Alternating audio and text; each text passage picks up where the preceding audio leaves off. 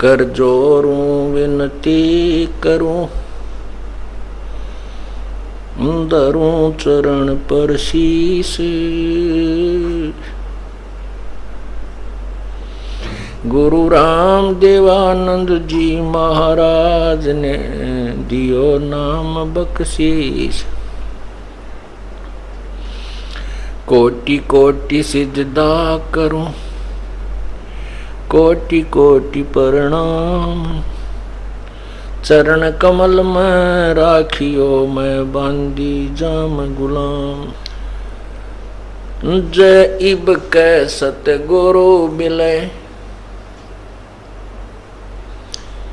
सब दुख आखूं रो। चरणों ऊपर शीश धरूं, कहूं जो कहनी हो। गुरु जी तुम ना बोलियो, चाहे लाख लोग मिल जाएं। हमसे तुमको बहुत है, तुमसे हमको नहीं। तुम्हारे वे सारे क्या बने, किसकी शरण में जाऊं। शिव विरंच मुनि नारदा, तिनके हृदय न समाऊं। अवगुण किए तो बहुत किए, करत न मानी हार। बावे बंदा बख्श दियो, बावे गर्दन उतार। अवगुण मेरे बाप जी, बख्शो गरीब नवाज। जो मैं पूत कपूत हूँ, बर पिता को लाज। मैं अपराधी जन्म का, नक्सक बरे विकार। तुम दाता दुख भंजना, मेरी करो संभाल।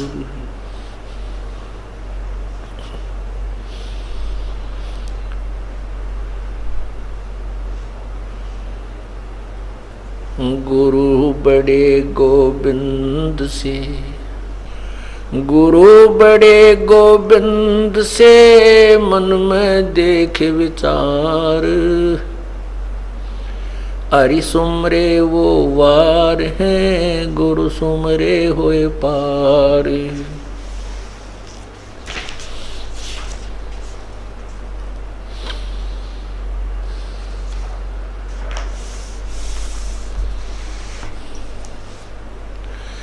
गुरु गोबिंद दोनों खड़े, काके लागू पाए।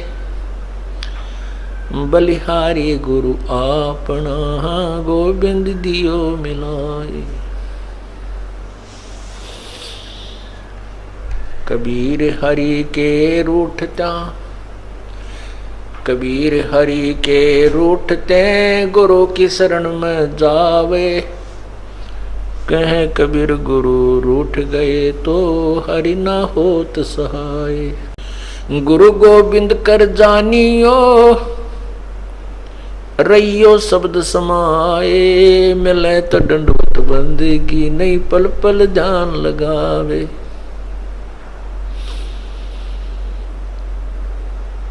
गुरु को मानुष जोग ने, करे चरणामृत को पान। ते नर नरक जावेंगे, यज्ञ युगन हो स्वान।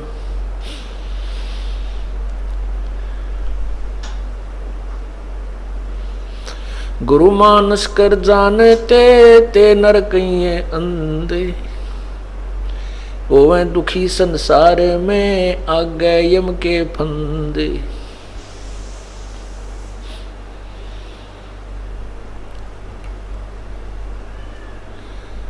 गुरु बिन माला फेरते, गुरु बिन देते दान। गुरु बिन दोनों निष्फल हैं, पूछो वेद पुराण। राम कृष्ण से कौन बड़ो उन्हों भी गुरु कीन, तीन लोक के वे धनी गुरु अगदीन।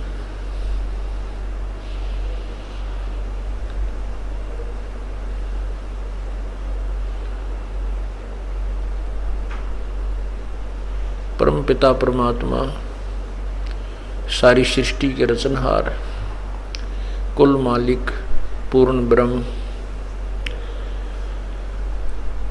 कबीर परमेश्वर, कबीर देव,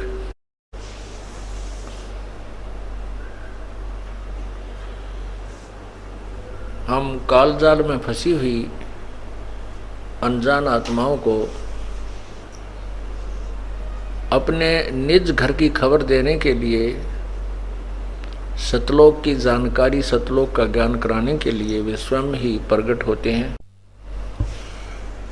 अपने द्वारा रची हुई सृष्टि की जानकारी, उसका पूर्ण रूप से ज्ञान वो स्वयं ही प्रदान करता है, परमात्मा ही कर सकता है।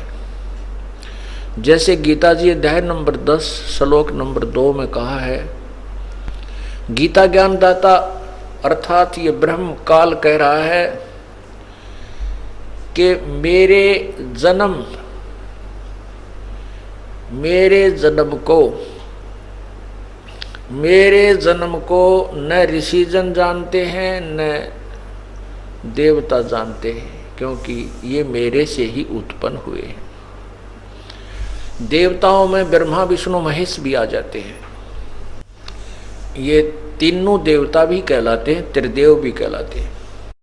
और ऋषि जन कहते हैं न कोई ऋषि जानता है मेरे जन्म के विषय में, और न ही ये देवता जानते हैं, ब्रह्मा विष्णु महेश भी नहीं जानते, क्योंकि ये मेरे से उत्पन्न हुए हैं। इससे सिद्ध हुआ कि इस गीता ज्ञान दाता का जन्म तो होता है, लेकिन उसके पुत्र नहीं बता सकते। जैसे पिता के जन्म के विषय में संतान नहीं बता सकती, दादाजी बता सकते हैं, उसके पिताजी बता सकते हैं। पिता के पिता अर्थात दादाजी बता सकते हैं, क्योंकि पिताजी का जन्म दादाजी से हुआ है। ठीक इसी प्रकार सृष्टि की रचना के विषय में पूर्ण परमात्मा ने ही स्वयं आकर बताया है। उसी से ब्रह्म की उत्पत्ति हुई है। परमात्मा पूर्ण ब्रह्म ने ही इस काल भगवान की शब्द से अंडे में उत्पत्ति की, जन्म इसका हुआ। उसके बाद इसी काल से और दुर्गा के संयोग से तीनों देवता और अन्य देव ऋषि फिर उत्पन्न हुए। जैसा कि आपने पहले सत्संगों में सुना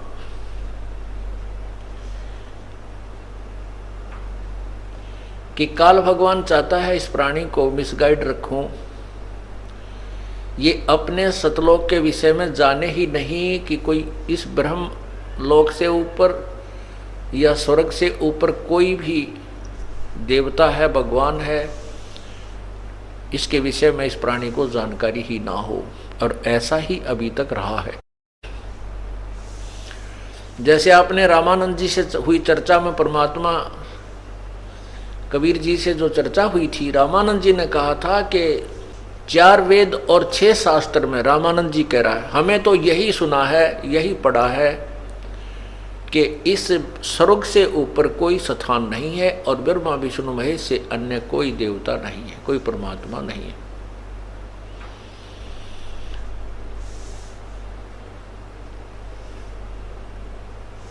इसलिए ये काल भगवान चाहता है कि ये प्राणी केवल साधना या तो ये करे शास्त्र विरुद्ध और शास्त्र अनुकूल करे, जैसे वेदों में वर्णित विधि जो है वो शास्त्र अनुकूल है, और उसका वो ब्रह्म तक की साधना करे। और अभी तक हमें केवल ब्रह्म ही बताने वाले, ब्रह्म तक का ज्ञान देने वाले ही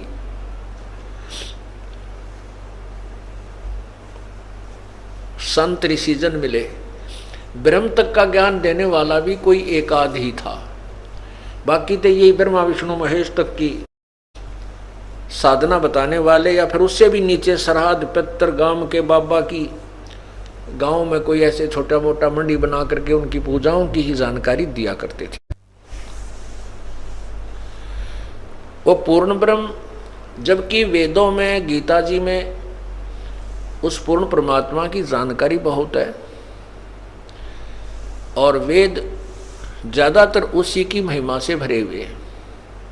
पवित्र गीता जी में भी उस परमात्मा की महिमा की कोई कमी नहीं छोड़ रखी, लेकिन वेदों और गीता जी में एक यही अभाव रहा है कि पूर्ण परमात्मा के पाने की विधि नहीं है, उसकी वे ऑफ वर्शिप नहीं है, पूजा की विधि नहीं है। ज्ञान है कि इन भगवानों से कोई सुप्रीम पावर और है जो सर्वशक्तिमान है, सबका रचने वाला है, सभी उसी से आधारित है, लेकिन वो कौन है, कैसा है, उसके पाने की विधि क्या है, ये वेदों और गीता में नहीं है। क्योंकि ये तो एक मैट्रिक, एक 10वीं तक का सिलेबस है, मैट्रिक तक का सिलेबस है। ये चारों वेद और गीता जी और कुरान, और पुराण तो प्राइमरी क्लास का है, पुराणों में जो ज्ञान है वो तो प्राइमरी क्लास का भी ढंग से नहीं है, प्राइमरी क्लास का ही समझो उसको। और वेदों और गीता में ये मैट्रिक तक है और 10वीं तक की पढ़ाई हमने बहुत बार पढ़ ली, इसलिए हमने अब आगे की पढ़ाई पढ़नी है। जैसे गीता जी अध्याय नंबर 7 के श्लोक 19 में कहा है कि बहुनाम जन्मानाम अन्ते ज्ञानवान माम प्रपद्यते। बहुत बहुत जन्मों के किसी अंत के जन्म में कोई ज्ञानी पुरुष, ज्ञानवान, जैसे गीता जी अध्याय नंबर 7 के श्लोक 16 और 17 में स्पष्ट किया है कि 4 प्रकार के श्रद्धालु मेरी साधना करते हैं, एक जिज्ञासु, एक आरत, एक अर्थार्थी और एक ज्ञानी। इनमें से जो ज्ञानी है वो मुझे पसंद है और ज्ञानी को मैं पसंद हूँ। अर्थात वो जो ज्ञानी आत्मा है उनको पता चल चुका है कि परमात्मा की साधना के बिना ये जीवन व्यर्थ है, और उनको ये भी ज्ञान हो चुका है कि अन्य देवताओं की पूजा से मोक्ष नहीं होता, केवल एक ही पूर्ण परमात्मा की भक्ति से ही मोक्ष होता है। लेकिन उन ऋषियों को तत्वदर्शी संत ना मिलने के कारण भी उन्होंने अपने ही आप निष्कर्ष निकाल लिया कि ओम मंत्र पूर्ण परमात्मा का है और ब्रह्म ही सुप्रीम पावर है। इसलिए उन्होंने कुछ तो वेदों की साधना शास्त्र अनुकूल, जैसे ओम नाम का जाप आदि यज्ञ करना, और साथ में जो हठ योग है ये काल भगवान ने इनको मिसगाइड कर दिया आकाशवाणी करके। जैसे कल बताया था, ब्रह्मा को वेद प्राप्त होने से पहले ही आकाशवाणी कर दी थी काल ने कि तप करो तप करो, इसलिए तप की बीमारी और बढ़ गई साधु समाज, भक्त समाज में। जबकि ये वेदों और गीता में इसको शास्त्र विरुद्ध और हठ योग और इसके करने वाले राक्षस लोग लिखा है, हठ योग तप करने वालों।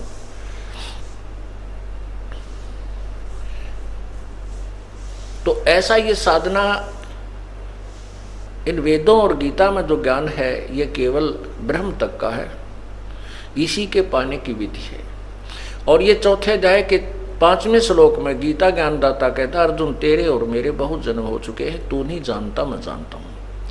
इससे सिद्ध है कि ब्रह्म की साधना करने वाले भी जन्म मृत्यु के अंदर रहेंगे और ये ब्रह्म भी जन्म और मृत्यु में है, अर्थात ये भी नाशवान है, इसका भी जन्म मृत्यु का रोग कटा नहीं है और न ही इसके साधकों का कट सकता। गीता जी अध्याय नंबर 2 श्लोक 12 में स्पष्ट किया कि अर्जुन, ये सामने जो खड़े योद्धाजन, ये सैनिक, तू और मैं पहले भी थे, आगे भी होंगे। ये मत सोच के हम वर्तमान में ही और पहले और आगे ना होंगे, पहले नहीं थे। अर्थात तेरी और मेरी जन्म मृत्यु होती रहेगी। दूसरे अध्याय के 17वें श्लोक में कहा कि अविनाशी तो उसको जान जिससे सारा सब सर्व ब्रह्मांड व्यापक है, जिसने सारे ब्रह्मांडों की रचना की और जो सबका संचालक है, उसके मारने में कोई भी समर्थ नहीं है। इसलिए गीता जी अध्याय नंबर 18 के श्लोक 62 में कहा कि हे अर्जुन, सर्वभाव से, अनन्य मन से, अव्यभिचारिणी भक्ति से उस परमेश्वर की शरण में जा जिसकी कृपा से तू परम शांति और शाश्वत स्थान को प्राप्त होगा। उसके बारे में कहता है किस तत्वदर्शी संत की तलाश कर वो बताएंगे, मैं उसके पाने की विधि से अपरिचित हूं।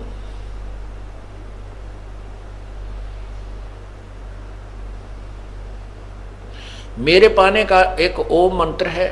8वें अध्याय के 13वें श्लोक में गीता जी में स्पष्ट किया है कि ओम इति एक अक्षरम ब्रह्म व्यवहारन माम अनुसमरण। मुझ ब्रह्म का केवल एक ओम मंत्र है उच्चारण करके स्मरण करने का, और यह प्रयाति तजंदेहम स याति परमाम गति, जो इसको आखिरी श्वास तक शरीर छोड़ने तक इसका जाप करता है वो मेरे वाली परम गति को प्राप्त करता है। 7वें अध्याय के 18वें श्लोक में अपनी परम गति को स्वयं ही कहता है ये भी अनुत्तम है, अश्रेष्ठ है, क्योंकि इसमें जन्म मृत्यु मेरी भी और मेरे साधकों की भी होती रहेगी। इसलिए 15वें अध्याय के 4थे अध्याय के 34वें श्लोक में किसी तत्वदर्शी संत की खोज करने के लिए कहा है। उस तत्वदर्शी संत की पहचान पर अध्याय नंबर 15 के प्रथम मंत्र में बताई है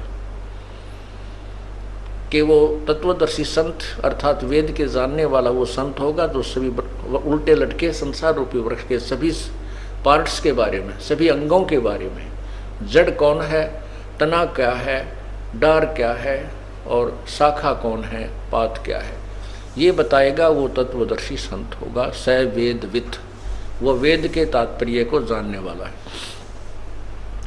15वें अध्याय के 4थे श्लोक में कहा है कि उस तत्व ज्ञान की प्राप्ति के उपरांत इस उलझे हुए ज्ञान को अर्थात इस संसार रूपी ज्ञान को, वर्क्स को उस तत्व ज्ञान रूपी शस्त्र से काटकर अर्थात उस तत्व ज्ञान को समझकर उसके पश्चात उस परमेश्वर के परम पद की खोज करनी चाहिए, जहां जाने के बाद साधक फिर कभी जन्म मृत्यु में नहीं आते, कभी लौटकर संसार में नहीं आते, और जिससे ये संसार रूपी वृक्ष की प्रवृत्ति विस्तार को प्राप्त हुई अर्थात जिसने सब ब्रह्मांडों की रचना की है। और गीता ज्ञानदाता कहता है मैं भी उसी की शरण में हूँ, इसलिए पूर्ण श्रद्धा के साथ उसी की साधना करनी चाहिए। गीता अध्याय नंबर 18 के श्लोक 64 में कहा है कि अर्जुन तुझे सब वेदों से भी एक और गुप्त भेद बताता हूँ कि वही परमात्मा, वो तत्व ब्रह्म, वो परम अक्षर ब्रह्म, जिसके विषय में 18वें अध्याय के 62वें श्लोक में जिसकी शरण में जाने को मैंने कहा है वो मेरा भी पूज्य देव है, मेरा भी इष्ट है। तो इससे सिद्ध हुआ कि गीता और वेद गलत नहीं है। इनको जिन्होंने समझा वो विद्वान नहीं थे, नहीं समझा वो विद्वान नहीं थे, अविद्वान थे, जो वेदों को और गीता को नहीं समझ सके। जैसे महर्षि दानंद जी वेदों को एक श्रेष्ठ और सत्य शास्त्र मानते हैं। उनकी अपनी सोच है, उनकी अपने कथन है कि वेदों के विरुद्ध अगर किसी की भी टिप्पणी है, कोई विवेचन है, वो मान्य नहीं।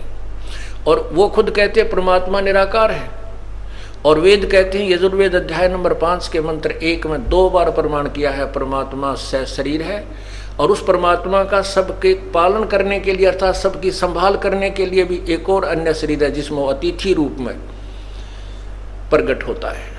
अतिथि का अर्थ होता है जिसके आने की कोई तिथि पूर्व निर्धारित ना हो, अतिथि मेहमान रूप में आता है। विष्णु कहते हैं अग्ने तनुरसी, यजुर्वेद अध्याय नंबर 5 के श्लोक मंत्र 1 में लिखा अग्ने तनुरसी विष्णुवे तवा सोमस्य तनुरसी, 2 बार गवाही दे रखिए। अग्नि माने परमेश्वर, हे परमेश्वर आप, तनु माने शरीर, सह शरीर रसी माने हैं, आप सह शरीर हैं अर्थात आप साकार हैं। अग्नि शब्द भगवान के लिए इसलिए प्रयोग किया है कि उसका शरीर नूरी है, तेज पुंज युक्त है, बहुत तेजों में है। फिर विष्णुवे तवा सोमस्य तनुरसी, तवा माने उस विष्णु माने सबके पालन करने के लिए, तवा माने उस सोमस्य माने अमर पुरुष का, तनु माने शरीर, असी माने है सबके पालन करने के लिए, अर्थात सबकी संभाल करने के लिए भी वो परमात्मा अन्य शरीर धारण करता है। और वो फिर यहाँ अतिथि रूप में आता है और सबको सत्ज्ञान रूपी भक्ति से समृद्ध करता है। और वही अतिथि रूप में आया भगवान पूजा करने योग्य है। ये यजुर्वेद के अध्याय नंबर 5 के मंत्र नंबर 1 में कति स्पष्ट किया है। ये देखिएगा। तो इससे सिद्ध होता है कि महर्षि दयानंद जो है विद्वान नहीं थे, ये केवल एक भाषा को जानते थे, वो भी संस्कृत। और ऐसा ही पांडा ये था जैसे और पांडे बैक आगे हमारे को, ये चतुर पांडा था, इसलिए ये अब जाके पकड़ा गया है। अभी तक ये पकड़ में नहीं आया था, अब पकड़ा गया। ये सबसे अविद्वान था, इसको तो एबीसी का भी ज्ञान नहीं था, ना समाज के बारे में, ना कोई व्यवहारिक ज्ञान था। अब देखिएगा यजुर्वेद, और ये महर्षि दानव सरस्वती द्वारा इसका अनुवाद है। इसमें ज्ञान का अड़ंगा कर रखा है इसने, अपनी उस अधूरी सोच को ऊपर रखने के लिए कि परमात्मा निराकार है, इस यथार्थ अनुवाद नहीं किया। ये देखिएगा कहाँ से प्रकाशित है। प्रकाशक है सार्वदेशिक आर्य प्रतिनिधि सभा 2/5 महर्षि दान भवन, रामलीला मैदान, नई दिल्ली। इसमें देखिएगा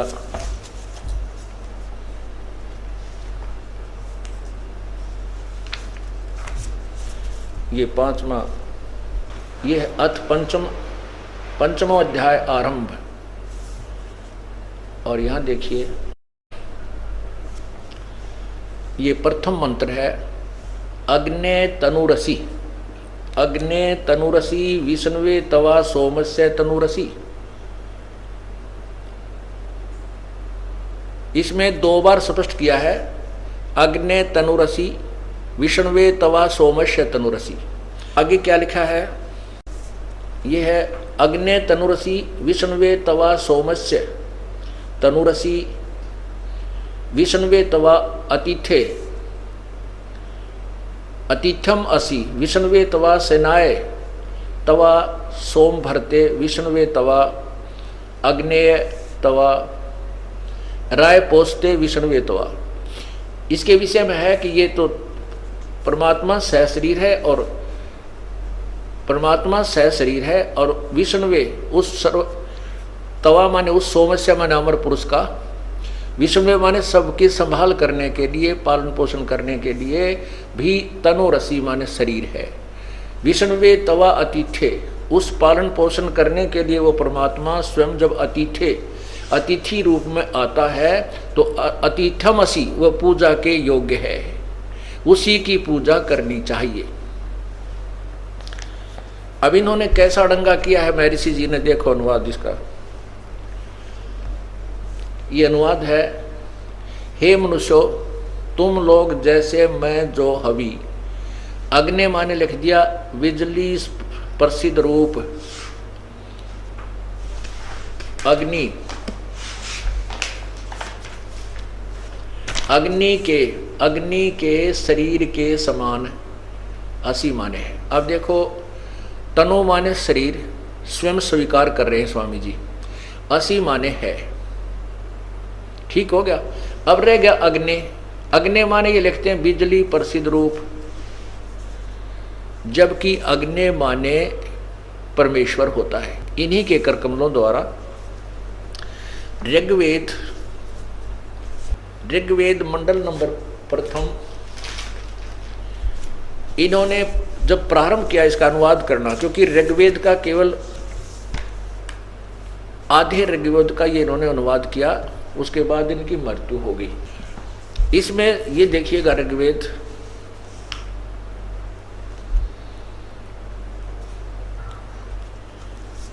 और ये कहाँ से प्रकाशित है, ये है सार्वदेशिक आर्य प्रतिनिधि सभा,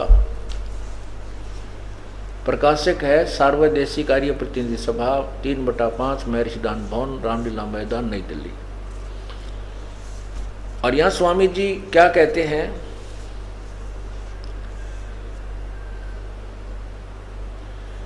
इसमें अग्नि शब्द से प्रारंभ होता है ऋग्वेद, अग्नि। और ये स्वयं कहते हैं कि अग्नि के दो शब्द हैं। यहाँ अग्नि शब्द के दो अर्थ करने में प्रमाण है। ये है कि इंद्र मित्रम, इस ऋग्वेद के मंत्र से जाना जाता है कि एक सद ब्रह्म के इंद्र आदि अनेक नाम हैं, तथा इस यजुर्वेद के मंत्र से भी अग्नि आदि नामों से सच्चिदानंद लक्षणों से ब्रह्म को जानना चाहिए। अग्नि माने, अग्नि का अर्थ ये ब्रह्म यानी भगवान ही जानना चाहिए, भगवान मानते हैं सुप्रीम पावर इत्यादि। शतपथ ब्राह्मणों के प्रमाणों से भी अग्नि शब्द ब्रह्म और आत्मा इन दो अर्थों का वाची है। इस प्रमाण से भी अग्नि शब्द से प्रजा, प्रजा करके भौतिक, और प्रजापति शब्द से ईश्वर का ग्रहण होता है। इन प्रमाणों से सत्याचरण के नियमों का जो यथावत पालन करना है सो ही व्रत कहता है, और इस व्रत का पति परमेश्वर है। इसलिए इस ऋग्वेद के प्रमाण से ज्ञान वाले अर्थात तथा सर्वज प्रकाश करने वाले विशेषण से अग्नि शब्द करके ईश्वर का ग्रहण होता है। अग्नि माने अग्नि या अग्नि का अर्थ स्पष्ट करते हैं कि इसका अर्थ समझो परमात्मा है। और इन्होंने स्वयं ही इसी में ऋग्वेद में के प्रथम मंत्र के प्रथम मंडल के प्रथम ही अनुवाक में, प्रथम ही मंत्र में अनुवाक में 7-8 मंत्र हैं। इनमें जहां भी अग्नि शब्द है, अग्नि माने परमेश्वर किया। यहां देखिए, ये 2 नंबर पृष्ठ पे ऋग्वेद मंडल नंबर 1 सूक्त नंबर 1 का मंत्र नंबर ये 2 चल रहा है।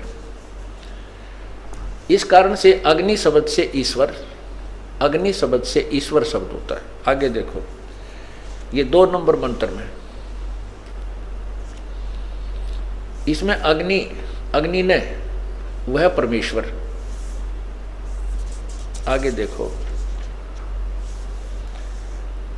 ये नंबर 3 मंत्र में, ये नंबर 3 मंत्र में ये देखो, अग्निना अच्छी प्रकार ईश्वर। अग्नि माने ईश्वर,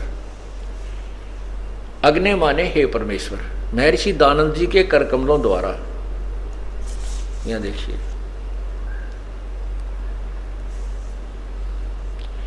अब ये श्लोक नंबर 7 में, ये देखिए श्लोक नंबर 7 में अग्नि, अग्नि माने हे सब के उपासना करने योग्य परमेश्वर। अर्थात यहां देखो नीचे 9 में, यहां देखो 9 में अग्नि माने ज्ञानवान परमेश्वर।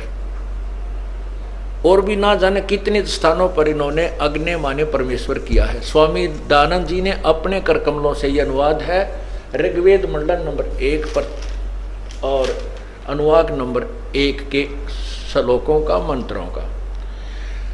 अब आपको दिखाते हैं इन्हीं स्वामी दानंद जी के मार्गदर्शन के अनुसार एक आर्य समाजी ने श्याम वेद का अनुवाद किया है। आर्य समाजी संस्कृत के विद्वान ने, और देखना ये श्याम वेद और यजुर्वेद इकट्ठा ही जल्द किया हुआ है। यजुर्वेद महर्षि दानंद के द्वारा ही अनुवादित है, और श्याम वेद इसके अनुवादक हैं ये वेद भिक्षुक। ये देखो, ये प्रधान कार्यालय है इसका, दान संस्थान वेद मंदिर, महात्मा वेद भिक्षु सेवा आश्रम, मुखमेलपुर, दिल्ली। और नीचे देखिएगा,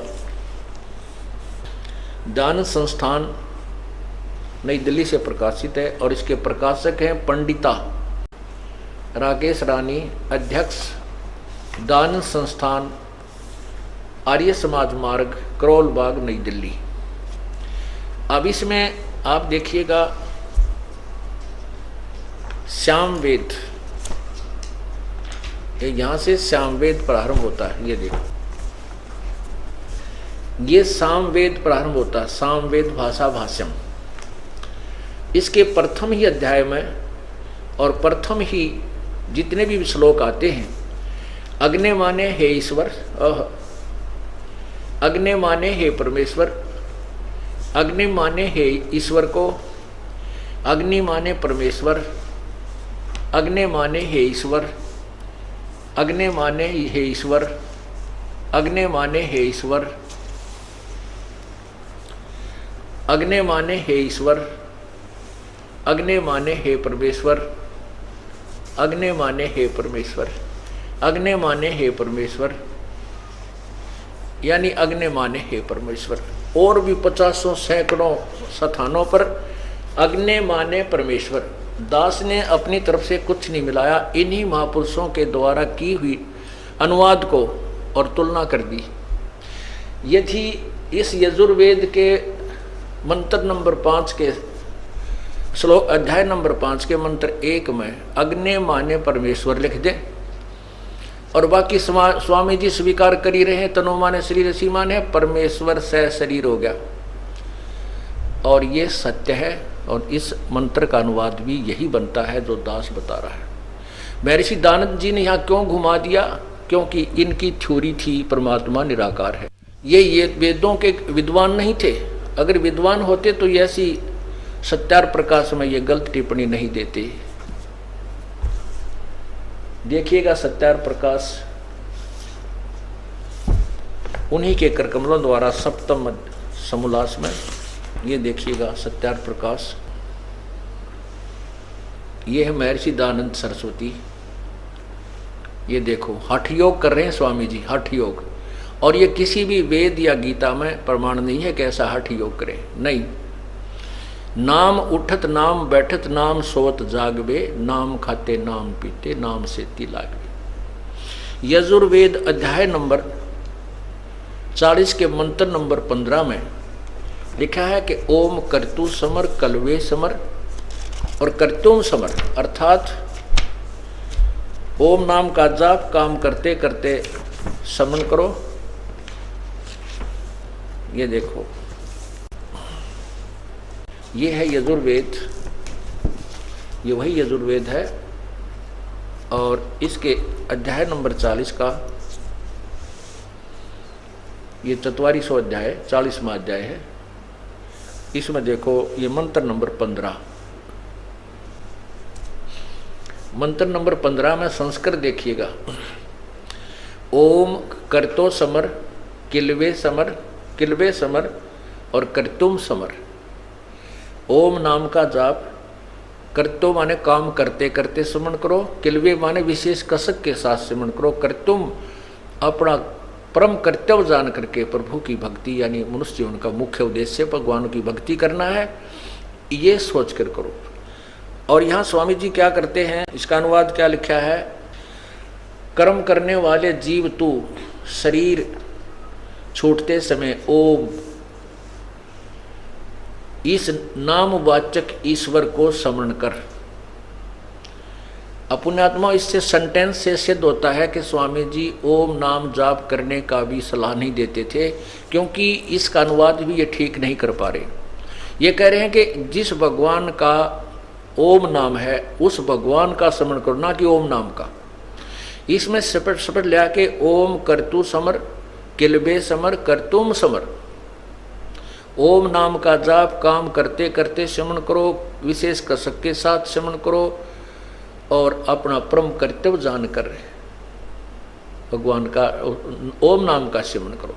और ये कहते हैं जिस भगवान का ओम नाम है उसका स्मरण करो, ना कि ओम का नाम नहीं लिखा को ओम स्मरण करो। ये देखो करने वाले, हे कर्म करने वाले जीव शरीर छूटते समय उस ओम इस नाम वाच्य ईश्वर को, ओम नाम वाच्य जिसका ओम नाम है उस ईश्वर को, ओम नाम है ब्रह्म का, कहते ब्रह्म का स्मरण कर, नोट ओम का। इनके अनुवाद से स्पष्ट होता है। यहां देखिए स्मरण कर, किलवे अपने सामर्थ्य के लिए पर महात्मा और अपने स्वरूप का समर स्मरण कर, कर्तुम अपने किए समर किए का स्मरण कर। इस तरह अब ये इसमें स्पष्ट है, हठ योग नहीं करना है। और गीता जी के 16वें 17वें अध्याय में तो स्पष्ट किया है कि जो हठ योग करते हैं वो पिछले जन्म में भी हठी लोग थे, उनका किसी कारणवश मनुष्य जीवन भी मिल जाता है तो उसी स्वभाव से प्रभावित रहते हैं और वो अपने अपने जीवन का विनाश करते हैं और जन संसार के विनाश करने के लिए उत्पन्न होते हैं, जनता का भी विनाश करने के लिए वो लोग उत्पन्न हुआ करते हैं। अब देखिएगा ये सत्यार्थ प्रकाश,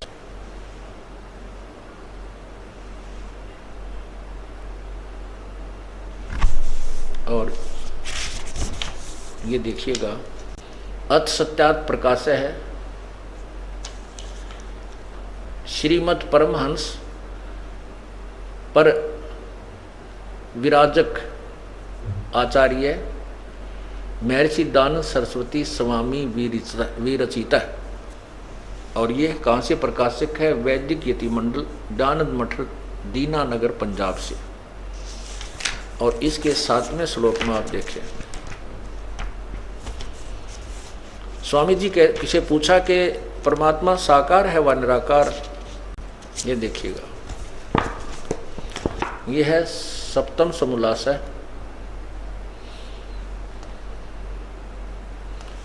और यहाँ प्रश्न नंबर 154, और यहाँ देखिएगा प्रश्न किया किसी ने कि प्रश्न ईश्वर साकार है व निराकार? उत्तर स्वामी जी का कि निराकार।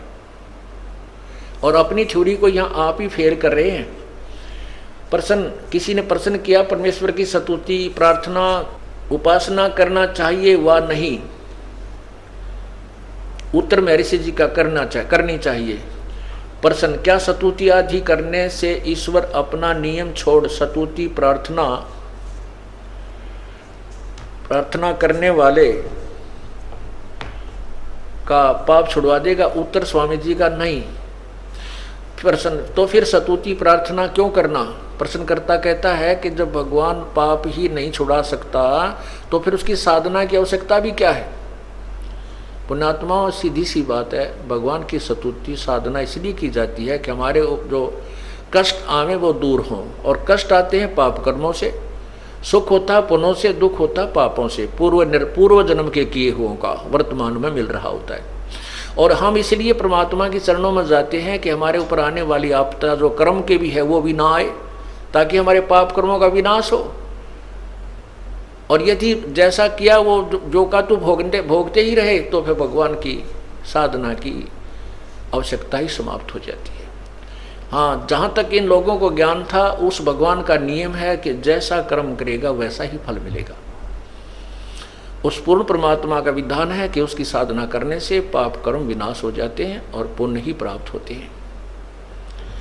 तो यहाँ ये कहते हैं कि नहीं, पाप नहीं कटेंगे। तो प्रश्नकर्ता कहता है फिर स्तुति प्रार्थना करने की फायदा क्या? तो फिर स्तुति प्रार्थना क्यों करना? उत्तर स्वामी जी कहते हैं उनके करने का फल अन्य ही है। क्या? प्रश्नकर्ता कहता है क्या है?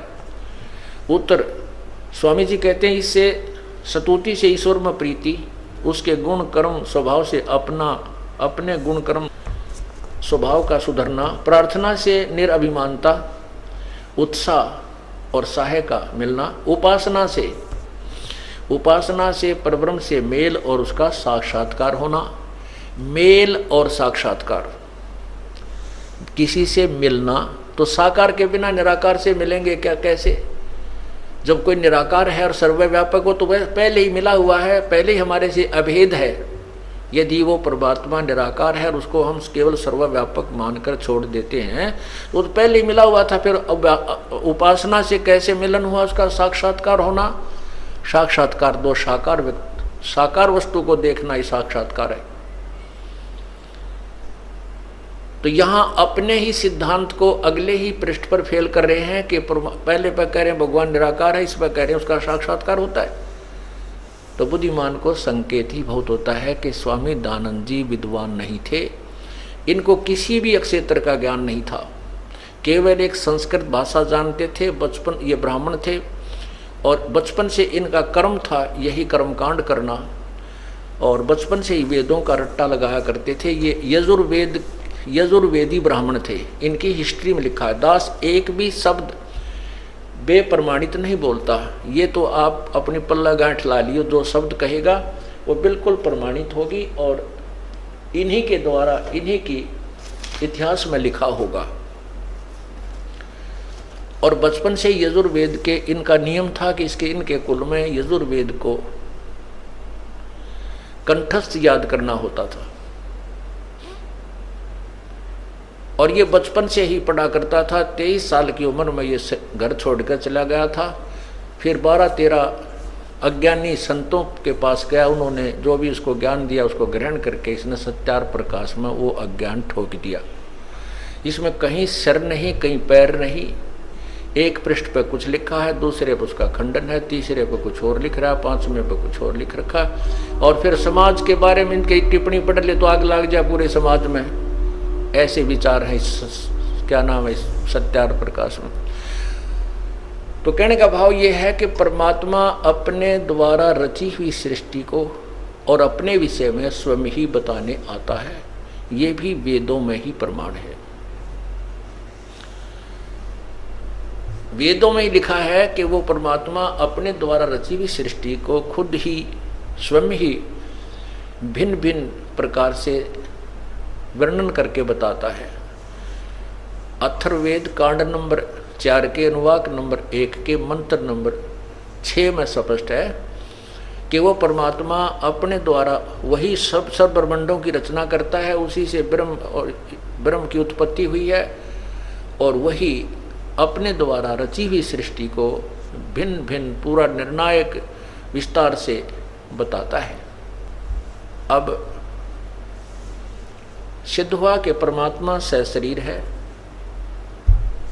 और ये भी सिद्ध हुआ कि स्वामी दयानंद जी जो है वो केवल एक संस्कृत भाषा जानते थे। उनको कोई भी आध्यात्मिक ज्ञान नहीं था। वो तो बिल्कुल अज्ञानी व्यक्ति थे और उनको एक विद्वान मान करके ना जाने कितना भोला समाज उनके अनुयायी बन गया था। अब तो धीरे धीरे इंसान समझता जा रहा है। जो अपना अब सत्संग विषय चल रहा है कि काल भगवान ने अपने नकली दूत ये कलयुग ऋषि महर्षि बना करके भेज दिए। जनता को अपनी लतीफेदार कहानी सुना सुना कर शास्त्र विरुद्ध ज्ञान इनके अंदर भर दिया, ठोक दिया और ये बेचारे लदे फिरे हैं उस अज्ञान से। और अब ये ज्ञान आ रहा है, तत्व ज्ञान सामने प्रकट हो रहा है। उन लोगों के पेट में दर्द हो रहा है जिनकी दुकानें बंद होने जा रही हैं, जो इन सत्यार्थ प्रकाश और वेदों को बेच के अब और गीता आदि पुराणों को बेच के अपनी रोजी रोटी खा रहे थे, बना रहे थे। केवल उन चंद लोगों को ये समस्या उत्पन्न हो गई है और वही जनता को गुमराह करने में लगे हुए हैं। इस दास के बारे में अनाप शनाप बकते फिरते हैं, वो गुंडा है, बदमाश है, ऐसे करता है, क्योंकि वो सच्चाई तो उनकी फेल होगी। अब झूठ का सहारा ले रहे हैं। कितने दिन लेंगे, कितने दिन चलेगी? अब नहीं चल सकती। ये तो बहुत पुराने समय की कहानी थी। अब उन जो स्वार्थियों ने जो झूठ कपट समाचार पत्रों में, इलेक्ट्रॉनिक मीडिया में कैसी बकवास करी, और उसमें एक भी सिद्ध करके दिखा दो, एक भी जो समाचार पत्रों में या मीडिया ने जो बकवास करी है एक सिद्ध करके दिखा दो, हम ये संताइए छोड़ देंगे। तो कहने का भाव ये है कि सत्य को कोई दबा नहीं सकता। लाल के ऊपर कीचड़ डाल देने से उसकी कीमत कम नहीं हो सकती। समझदार पारखी उसको धोकर साफ करके जेब में डाल लेता है, तिजोरी में रख देता है, क्योंकि वो उसकी कीमत से परिचित होता है। अब गीता और वेदों में परमात्मा की महिमा सची थी तो लिखी है उस पूर्ण ब्रह्म की, लेकिन उसके पाने के विषय में वेद कहते हैं कि हम नहीं जानते। नेति नेति नेति, वेद लास्ट में लिख देते हैं कि नेति नेति नेति न इति, इतना ही नहीं है, यही समाप्त नहीं होता। ये समाप्त नहीं है, जो मैंने ज्ञान दिया है ये उस परमात्मा की महिमा इतनी ही नहीं है, वो कहाँ है फिर? वो तत्वदर्शी संत और सबसम वेद में तत्वदर्शी संत बताएगा और सबसम वेद में लिखा हुआ है। और वो सबसम वेद गीता जी अध्याय नंबर 4 के श्लोक 32 में स्पष्ट किया है कि वो पूर्ण परमात्मा के मुख्य ज्ञान में, उस सच्चिदानंद घन परमात्मा के मुख्य ज्ञान में अर्थात सबसम वेद के अंदर वो परमात्मा परमेश्वर के पाने की, अपने ही पाने की भिन्न भिन्न प्रकार की विधि लिखी हुई है। उस तत्व ज्ञान को चौथे अध्याय के 34वें श्लोक में कहा है, किसी तत्वदर्शी संत से पूछो। उस ज्ञान को जो चौथे अध्याय के 32वें श्लोक में जिस तत्व ज्ञान के विषय में कहा है, उसके विषय में किसी तत्वदर्शी संत से पूछो। चौथे अध्याय के 34वें श्लोक में उनको दंडवत प्रणाम करो, कपट छोड़कर उनसे प्रसन्न करने से वो तत्वदर्शी संत उस परमात्मा के विषय में ज्ञान बताएंगे। और उस परमात्मा की प्राप्ति के लिए हमने प्रयत्न करना चाहिए, उसके बिना हम अपना जीवन व्यर्थ कर रहे हैं।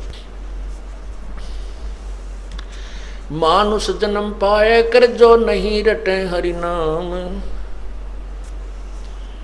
जैसे कुआ जल बिना फिर बनवाया किस काम। मनुष्य जन्म पाकर के प्राप्त करके यदि हमने परमात्मा की भक्ति नहीं की तो हमारा मानव शरीर ऐसा है जैसे किसी कुएं में जल ना हो और बाकी सारी उसके पक्का भी बना रखा है और उसके ऊपर बड़े अच्छे चित्र भी बना रखे हैं, लेकिन जल नहीं है तो वो कुआं नाम अवश्य है लेकिन गुण कुएं वाले नहीं है। इसी प्रकार जो मनुष्य परमात्मा की भक्ति नहीं करता, मानव शरीर धारण करके स्त्री या पुरुष, उसका नाम मानव, वो शरीर मानव अवश्य है लेकिन गुण मानव के नहीं है।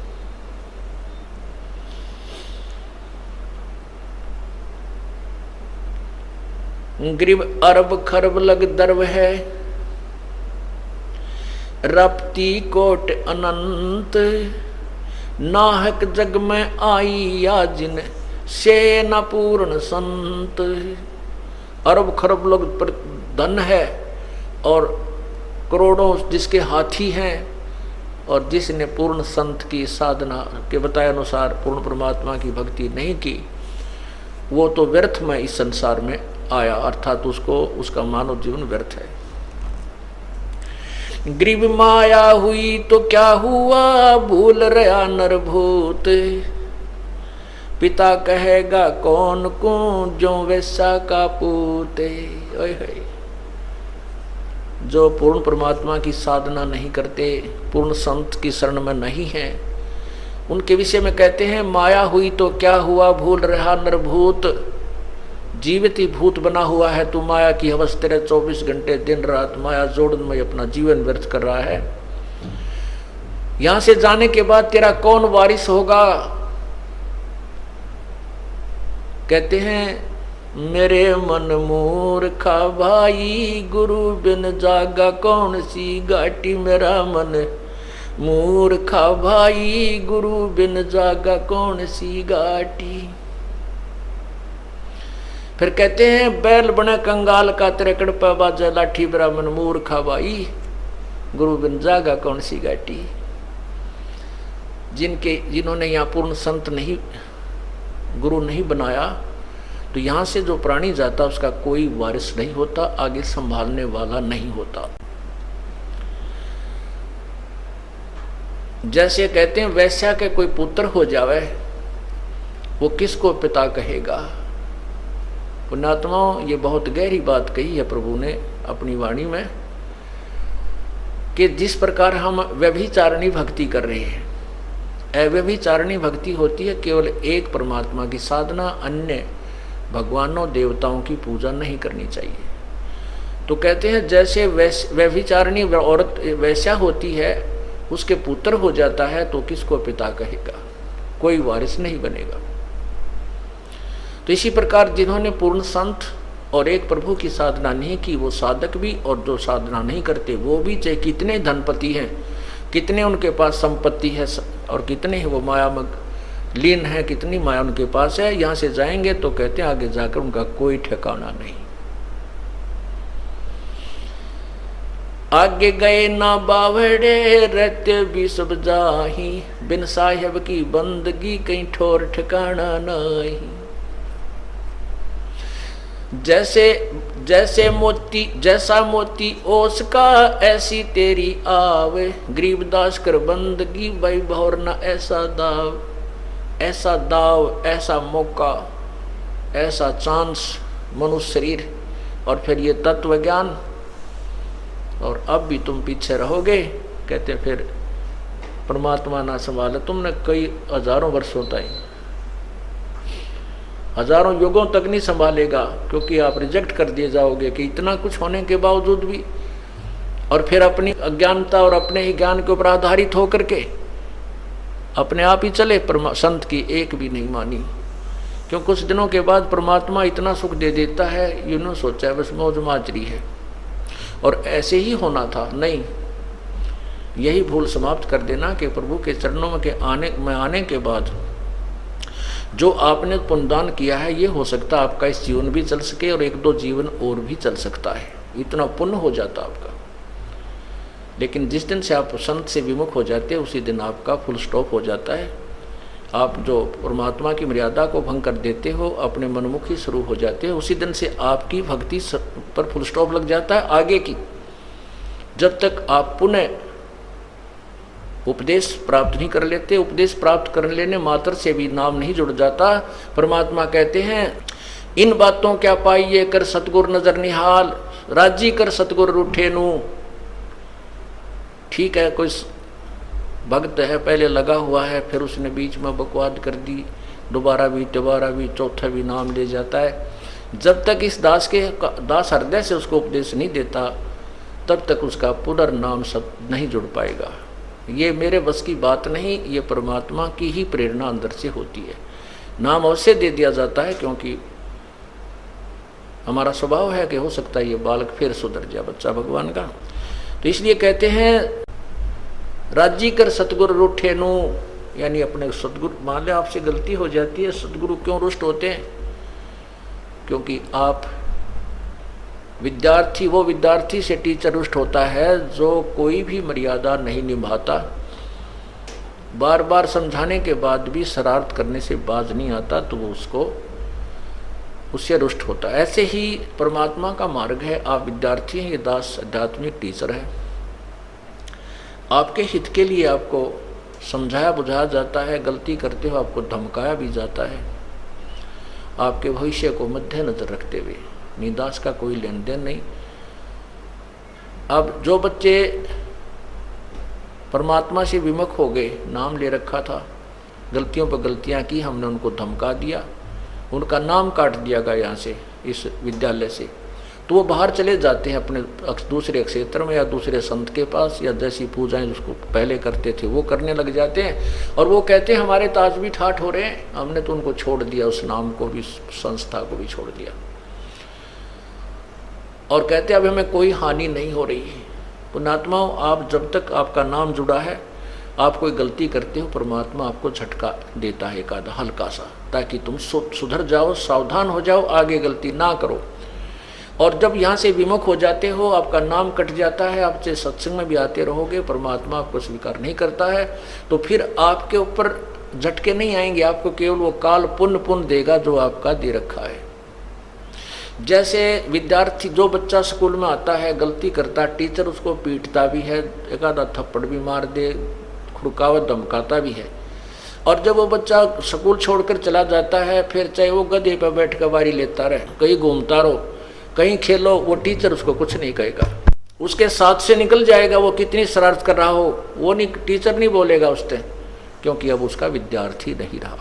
इसी प्रकार जो अनजान व्यक्ति यहाँ से चले गए, उनको पूर्व जन्म की जो यहाँ रहते हुए और इस जन्म में भी जो पुण्य किए, भक्ति की, वो काल उनको अवश्य देगा, और उसके कारण वो ठाठ करते नजर आएंगे, और हो सकता है इस जीवन में कोई हानि भी ना हो, क्योंकि उनको पीटेगा नहीं अध्यापक, क्योंकि वो अब विद्यार्थी नहीं रहे और अपना जीवन बर्बाद कर रहे हैं, फिर मजदूर लगेंगे, जो विद्यार्थी विद्यालय छोड़कर चले जाते हैं टीचर के धमकाने खुरकाने से, तो वो सफल नहीं हुआ करते।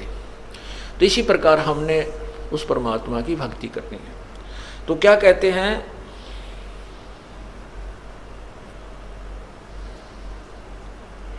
माया हुई तो क्या हुआ, तू भूल रहा नरभूत, पिता कहेगा कौन को जो वैश्या का पूत। ग्रीब काया माया काल है, बिन साहिब के नाम, चेत सके तो चेतिए, बिन संतों नहीं ठाम। काया ये शरीर और ये संपत्ति, ये माया, ये दोनों ही काल समझ लेना। यदि तूने पूर्ण परमात्मा की भक्ति इस काया रूपी काल से और माया रूपी काल से यदि परमात्मा की भक्ति नहीं की, उसका सदुपयोग नहीं किया, तो दोनों ही काल हैं, ये तेरे जी के झाड़ बन जाएंगे। अब जैसे ये शरीर रूपी, शरीर को, काया को काल क्यों कहा? यदि हम इस शरीर के द्वारा भगवान की भक्ति नहीं करते हैं, सेवा नहीं करते हैं, दान नहीं करते हैं, तो बाकी क्या करते हैं?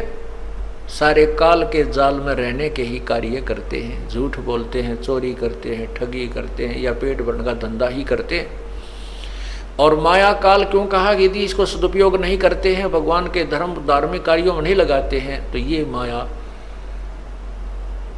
हमारे जी की झाड़ बन जाएगी। क्योंकि इस माया से हम संपत्ति गणी बनावांगे, मरते समय वह संपत्ति याद रहेगी, कदे बेटे खराब कर दें, ये बालक रह गए, कदे संभाल ना सकें, और वहीं जन्म हो जाएगा, और उन्हीं का किता बैल या कोई और पशु पक्षी बनकर वहीं घूमते रहेंगे। तो क्या कहते हैं? काया माया काल है, बिन साहिब के नाम, साहिब मन परमेश्वर, और चेत सके तो चेतिए, बिन संतों नहीं ठामे। तत्व यानी परम संत के बिना कितना ठिकाना नहीं है। अगर चेत सके तो चेतना, समझना है तो समझ जाए इस संकेत को। योनि संकट मेटे हूं, जय बिसरे ना मोहि, और जिन संसारी चित धरी, नहीं छुड़ाऊं तो। अब परमात्मा कहते हैं कि तेरे इस जन्म मरण के झंझट को मिटा दूंगा यदि तू मुझे नहीं भूलेगा। मुझे भूलने का तात्पर्य है मेरे द्वारा दिए गए इस ज्ञान पर दृढ़ रहेगा और ये भक्ति करता रहेगा, तो फिर मैं तुझे काल के जाल से छुड़वा लूंगा। और जिन संसारी चित धरी, जिन्होंने वही संसारिक अपने ही विचारों पर आधारित रहे, कहते फिर नहीं छुड़ाऊंगा, फिर नहीं छुड़ाऊं तो है। ग्रीब योनि संकट मेट हूँ, जय बिसरे नहीं मोहे, जिन संसारी चित धरी, नहीं छुड़ाऊं तो। लख 84 बंद से सतगुर लेत छुड़ाए, और अंतर में नाम होए तो जुनी बहोर न जाए। इस लख 84 बंद, 84 लाख योनियों में जो कर्मों के बंधन से हम बंधे हुए हैं, भोग रहे हैं, इस लख 84 बंद से सतगुरु लेत छुड़ाए। इस कैद खाने से वो बंदी छुड़वा लेता है। और उसके लिए क्या बताया है कि जिनके हृदय में सच्चे लगन से भगवान की भक्ति चल रही है, फिर वो 84 लाख योनियों में नहीं आएंगे। सब माया के ख्याल हैं, सब माया के चोज, बिन साहिब की बंदगी तू जंगल होगा रोज। ओह, ये जो राम नाम नहीं रटते, इस माया काल की माया के ही सब चोज माने आपको झूठा सुख दे रखा है।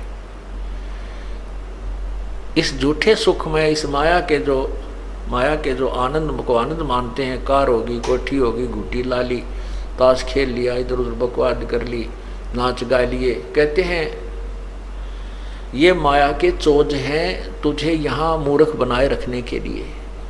और भगवान की भक्ति के बिना फिर ये सब ठाठ बाट छोड़ करके जंगल में रोज बनेगा।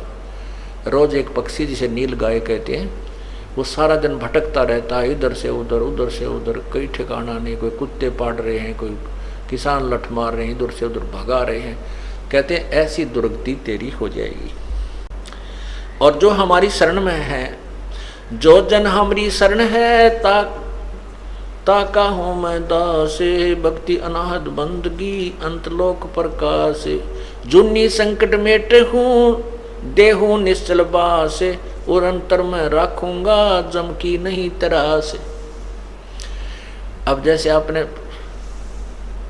पहले सुना वाणी में, अमृत वाणी में, कि माया हुई तो क्या हुआ, भूल रहा नरभूत, पिता कहेगा कौन को, तू वैश्या का पूत।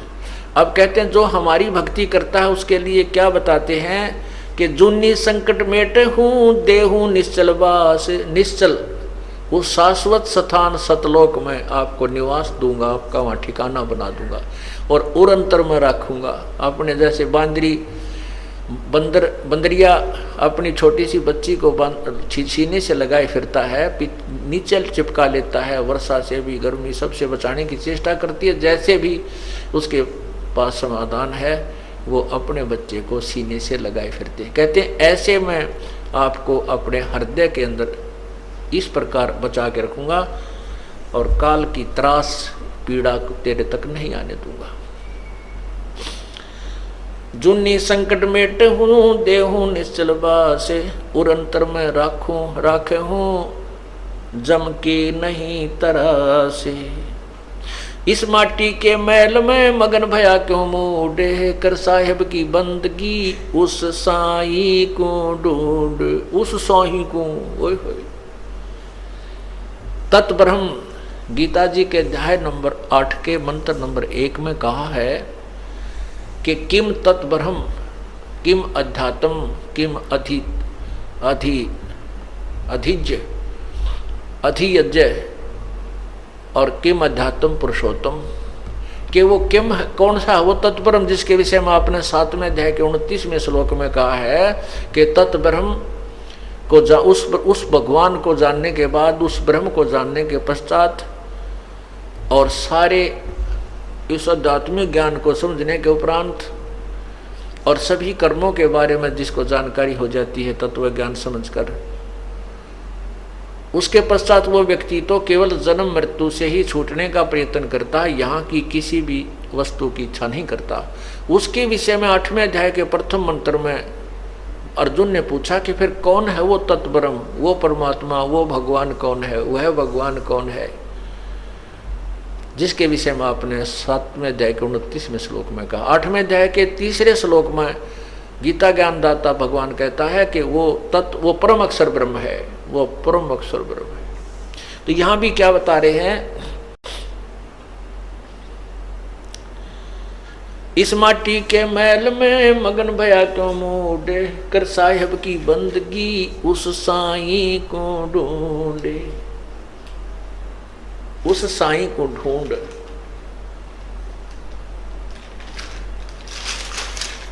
उस परमात्मा, उस साईं माने उस भगवान को, तत्ब्रह्म को ढूंढ।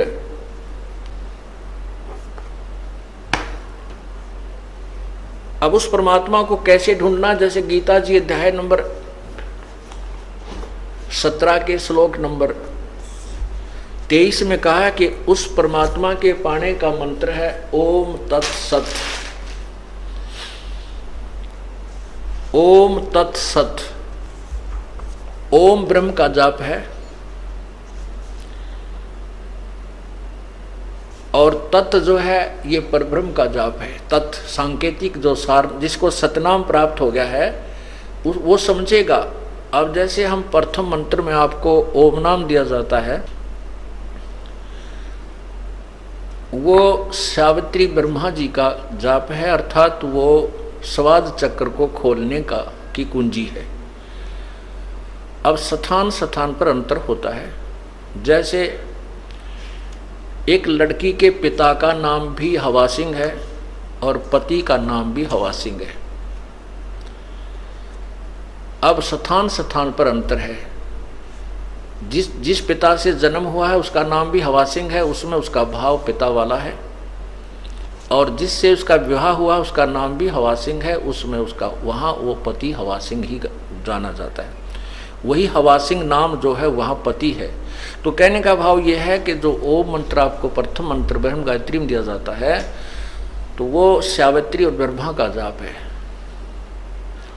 और जब आपको सतनाम के अंदर जो नाम दिया जाता है यही नाम ये ब्रह्म का जाप है।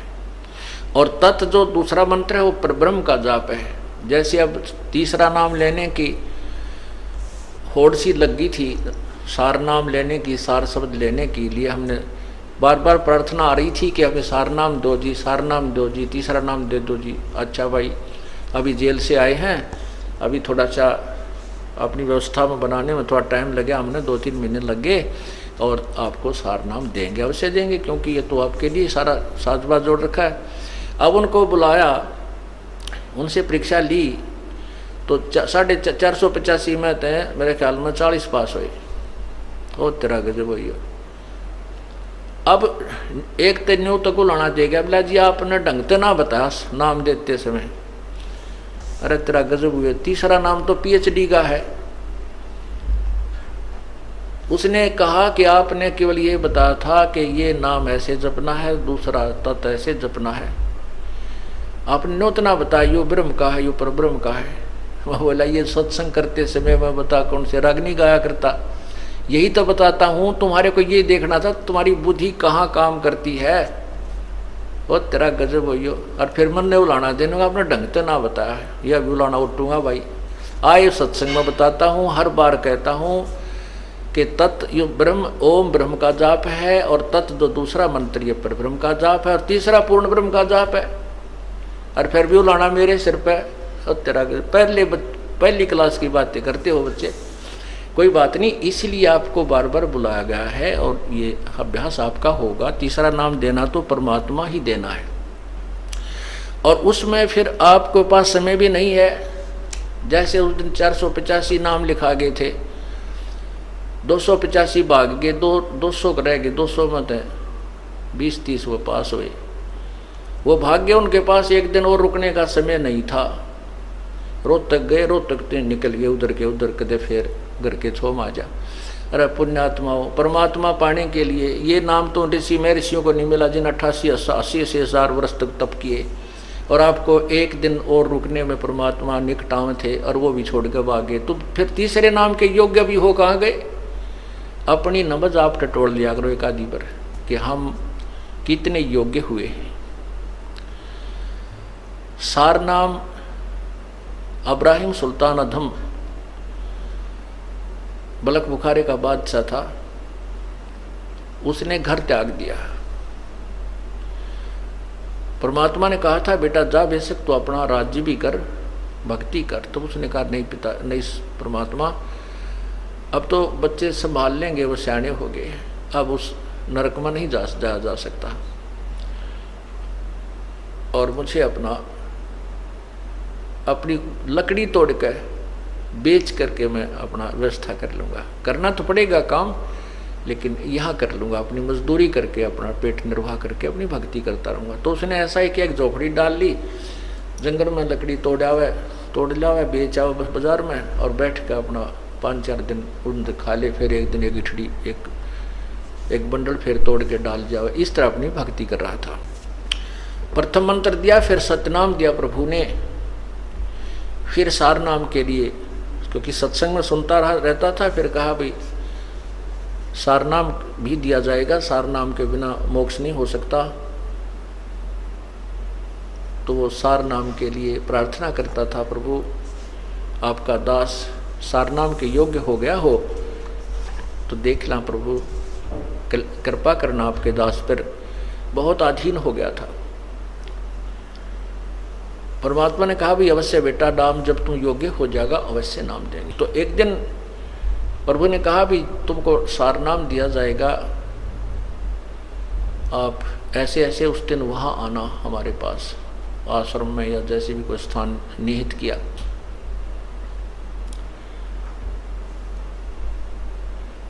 अब उधर से परमात्मा ने अपनी एक शिष्या से कहा बेटी, क्योंकि जहाँ परमात्मा रहते थे, क्योंकि सतगुरु ना जाने कितनी बार आए हुए हैं, वो केवल कबीर नाम से प्रकट हुए हैं, कति आम्या सामी तो अब मैं भगवान हूँ और वो सारा। अन्य उनमें भी आए हैं और कुछ दिन अतिथि रूप में रहे हैं, उनके विषय में कोई ये नहीं बता पाया कि ये कौन थे, कहाँ के रहने वाले थे। प्रश्न करा करते थे भी आप कौन हो, कहते संतों के बारे में ज़्यादा नहीं खोजबीन नहीं करनी चाहिए। इस तरह वो गुप्त रूप में काफ़ी समय तक 10, 20 वर्ष, 50 वर्ष कहीं रह जाते थे, फिर चले जाते थे, अपने अन्य रूप बना कर भी आते रहे। तो वो वहाँ एक आश्रम सा बनाकर प्रभु रहा करते थे, एक झोपड़ी सी डाल के। तो वहाँ बुलाया उनको के, और उसमें प्रवेश करने से पहले 5-4 मकान आते थे और वो एक ही गली थी उसमें एंट्री करने की, और उसमें 5-4 जो मकान थे उनमें से एक मकान अपने भगत का था। तो उस लड़की से कहा, बेटी अब के ये भगत आएगा सार नाम लेने के लिए, उस दिन बता दिया, उस दिन आना, क्योंकि वो गुरु वचन पर चलता था, भगत गुरु वचन पर चलते थे, उसी दिन आना था। परमात्मा ने कहा, बेटी अब ये ऊपर से आए ना, यहाँ तेरे मकान के नीचे से गुजरे तो इसके ऊपर एक बाल्टी गारा के कीचड़ की, पेशाब पशु भैंसा का, पशुओं का, गाय का, बकरियां का गोबर गार मिलाकर इसके ऊपर ओझ दिए, ऊपर तक उलेट देना। और इसकी फिर क्या प्रक्रिया हो, इस गारा के मिट्टी के कीचड़ के डलने के उपरांत इसकी क्या प्रक्रिया हो वो मुझे बताना, यो तुझे कैसा व्यवहार करे। तो उस लड़की ने ऐसा ही किया। इब्राहिम सुल्तान जी आ रहे थे, ये बल्ख बुखारा के बादशाह थे जिन्होंने राज रूज त्याग करके अपना एक साधारण से व्यक्ति का जीवन जी रहे थे, भक्त का। अब जैसे आपको बताया था कि विकार मरे मत जानियो जो भूबल में आग, बहुत अधीन था, नम्रता भी बहुत थी, आता था सत्संग में जब भी, जी साहब, जी सर। अब ये तो परीक्षा होगी, जब पता चलेगा हम कितने नम्र हैं, कितना क्रोध और काम और लोभ त्याग गया है, जब सामने चीज होगी जब पता चलेगा। तो वो आ रहा था, उस लड़की ने वो एक काम किया, ऊपर तक वो पूरी बाल्टी ठोक दी उसके ऊपर, और तब उसने नुक्कती ला करके देखा ऐसे, तो बहुत गुस्से में कहने लगा कि यदि आज मैं राजा होता तुझे वो सजा देता दुनिया देखती, तेरी आंखें फूट गई हैं क्या, आते जाते नहीं दिखाई देते तुझे। अब वो लड़की थोड़ी सी देर के बाद नहा धो कर अपने वहाँ भी पहुंच गई आश्रम में। तब पूछा, बेटी वो किया आपने फार्मूला प्रयोग? बिल हाँ जी किया। तो क्या क्या प्रतिक्रिया हुई भक्त की? उसको नहीं पता था कि ये कभी राजा भी था, लड़की को नहीं मालूम था कि ये राजा था, क्योंकि वो नहीं बताता था। तब उसने पूछा, लड़की ने अपने परमात्मा से, गुरुदेव से, कि हे भगवान क्या ये राजा था? तो उसने, गुरुदेव ने यानी परमात्मा ने, कबीर जी ने कहा, क्यों बेटी क्या बात है? कि जब मैंने इसके ऊपर बाल्टी डाली ना, पानी का कीचड़ डाला, तो मेरे से खुद क्रोध में कहने लगा, यदि आज मैं राजा होता, अगर आज मैं राजगद्दी पर होता, राज्य ना छोड़ा होता, तो तुझे वो सजा देता, यहाँ संसार देखता। बेटा बेटी बस यही देखना चाहूँ था मैं, इसकी नब्ज देखना चाहता था, ये तीसरे नाम के योग्य हुआ है कि नहीं। ठीक है बेटी, राजा था ये, और बहुत बड़ा राजा था, इसने बहुत ही कुर्बानी की है। तब वो सत्संग के उपरांत जब भी गुरुजी विराजमान हुए आसन पर और कहा भी आ जाओ जिसने सार नाम लेना है, वो उठकर गया, प्रार्थना की कि आपका दास सार नाम के योग्य हो गया हो तो दया करियो प्रभु। तो परमात्मा ने कहा, नहीं बेटा अभी तू राजा है, भक्त नहीं बना है। वो कहता, नहीं गुरुदेव नहीं, मैं तो बिल्कुल आपकी कृपा से, आपके कहने से ही उसी दिन से राज को त्याग दिया है मैंने। परमात्मा बोले, नहीं मैं जो कह रहा हूँ वो सही है, तू राजा है। और फिर कहता, नहीं जी आप, नहीं जी बिल्कुल नहीं। तो कहते हैं, गुरु के सम्मुख वचन नहीं कहे, सोच है रहनी गहनी सुख ले। यह भी उसकी कमजोरी थी, ये कहना कि नहीं जी नहीं जी, जो गुरु जी कहे कहाँ जी जरूर, कोई उसको गहराई से सोचे कहाँ बोल रहे हैं संत। तो परमात्मा ने कहा, जा बेटा 1 वर्ष के बाद उस दिन आना, 10 ज़्यादा नहीं। तब वो चला गया। वो सोच गया भाई बात कोई गड़बड़ जरूर हुई है, गुरुजी ने मुझे ऐसा कैसे कहा। फिर अपने अंदर टटोला, झांक गया, अपने अंदर झांका वो, मेरे से ऐसी कौन सी गलती हुई, मैंने ऐसा कौन सा काम कर दिया, ऐसी क्या बात हुई। खूब सोचा साची करता करता, कभी ना कभी तो दिमाग में आती है वो गलती की, सामने तो आवेगी घूम फिर के। तो उसके मन में आया हो ना हो उस दिन उस बहन ने कीचड़ डाला था, कहीं मैंने उसको कुछ कह दिया। फिर उसने सोचा गुरुजी को क्या पता, फिर वो काल घुमा दे। कहने का भाव यह है 1 वर्ष में उसको इतनी तड़फ लगी, सार नाम प्राप्ति की, और ज्यादा तड़फा, रोया, ये भगवान मैं पापी आत्मा हूँ, जिस परमात्मा के पाने के लिए मैंने घर भी छोड़ा, सब कुछ त्याग दिया, और वही नहीं मिला मुझे नीच को, तो ये जीवन व्यर्थ हुआ। तो बहुत विनम्र हो गया, अंतःकरण के अंदर बहुत ज़्यादा विनम्रता, रोने से परमात्मा की ज़्यादा भक्ति की। 1 वर्ष के बाद वो फिर उस दिन निर्धारित दिन को आया, तो परमात्मा ने कहा बेटी आज फिर वही फार्मूला करना इसके ऊपर, और इसकी प्रतिक्रिया बताना मुझे।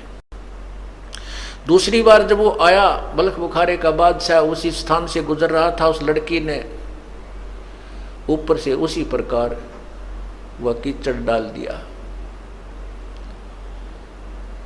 तब वो कहता है कि, तो वो लड़की कहती है भाई साहब मैंने दिखे को नहीं, आप दिखाई नहीं दी, माफ करना, कौन हो आप, और मेरे से गलती होगी, माफ करना। कहने लगा बहन ये कोई बात नहीं, ये तो मिट्टी के ऊपर मिट्टी ही डाली है, ये 5 तत्वों का शरीर भी मिट्टी है, ये भी कुबाड़ा है, आपने इसके ऊपर कुबाड़ डाल दिया, कोई बात नहीं, नहीं ना धो लूंगा, क्या बिगड़ गया इन कपड़ों का। इतनी विनम्रता उसके अंदर आई। तब वो परमात्मा के चरणों में पहुंचा। फिर तो उल्टा चला गया, वो किधर नदी नहर में जाकर नहाया धोया, कपड़े धोए, सुखा सुकू का फिर आया। आना था उस दिन, तो चरणों में बैठ गया। तब लड़की से पूछा परमात्मा ने, बेटी आज क्या गतिविधि थी उस भगत की। आज उसने जी ऐसे ऐसे कहा कि कोई, मैंने तो कहा भाई साहब गलती होगी, मैंने दिखाई नहीं दी, माफ़ करना। वो कहने लगा नहीं कोई बात ना बहन, माटी पर माटी ये तो डाली है, इससे क्या फ़र्क पड़ गया, मिट्टी पर मिट्टी ही डाली है, आप धो के नहा धो के आ जाऊँगा, क्या फ़र्क पड़ गया। तब परमात्मा से उसने फिर अर्ज़ की कि प्रभु आपका दास सार नाम के योग्य हो गया हो तो क्षमा करना, दान करना दाता। तब वो कहते हैं कि हाँ बेटा आज तू नाम के योग्य हो गया, आज सार नाम तुझे दूंगा। तो पुण्यात्माओं सत्संग इसीलिए आपको बुलाया जाता है। आपने महीने में लगभग गणना नहीं तो 1 सत्संग 2 सत्संग अवश्य अटेंड करने चाहिए, क्योंकि 6 सत्संग हम करते हैं, 1-2 अटेंड अवश्य करना चाहिए। और सारे पीरियड अटेंड कर लो तो जल्दी बात बन जाएगी, ज्ञान समझ में आए बिना ये मोक्ष नहीं हो सकता। तो उस परमात्मा को कैसे पाया जाएगा उसके विषय में बताया कि ओम तत् सत इति निर्देशः ब्रह्मण त्रिविध समर्थ।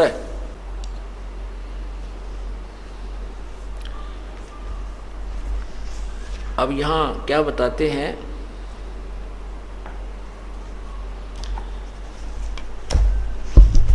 इस माटी के महल में मगन भया क्यों मूडे, कर साहिब की बंदगी उस साईं को ढूंढे। फिर क्या बताते हैं, कच्चा हीरा कर्च होवे नहीं सह घन मार, ऐसा ये मन हो रहा लेखा लेकर तारे।